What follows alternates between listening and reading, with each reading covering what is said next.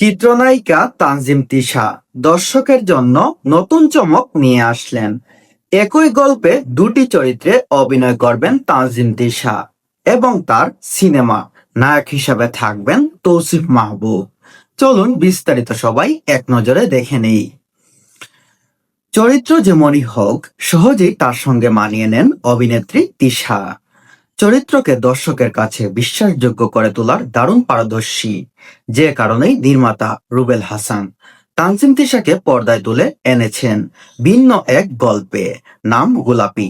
এতে দুটি চরিত্রে দেখা মিলবে তিশার, মানে চিত্রনায়িকা তিশার একই গল্পে দুইটি চরিত্রে অভিনয় করবেন এবং দর্শকদের তিনি অভিনয় দিয়ে বিশ্বাসযোগ্য অভিনয় উপহার দিতে পারেন।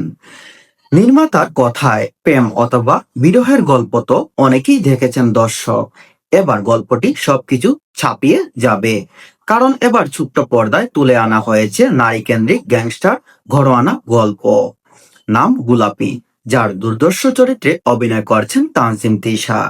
গোলাপির নায়ক বা ভিলেন চরিত্রে এই নাটকে দেখা যাবে তৌসিফ মাহবুবকে। নাটকের চিত্রনাট্য লিখেছেন মিসবাহ উদ্দিন সুমন।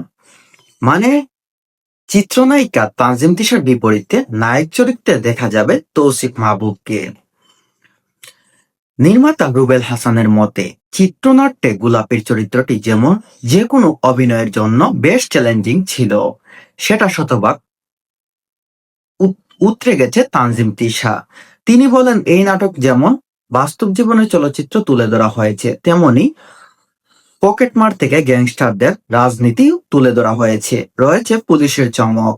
এটি একটি অ্যাকশন থ্রিলার, সঙ্গে রোমান্টিক বিষয়ও থাকছে। সব মিলিয়ে এই নাটকটি হতে যাচ্ছে আসন্ন ঈদের অন্যতম গল্প।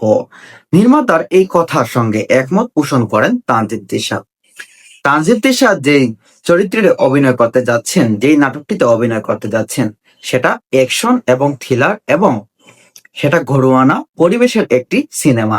সেখানে নায়ক চরিত্রে থাকবেন তৌসিফ মাহবুব এবং সেখানে অনেক রোমান্টিক দৃশ্য আপনারা দেখতে পারবেন।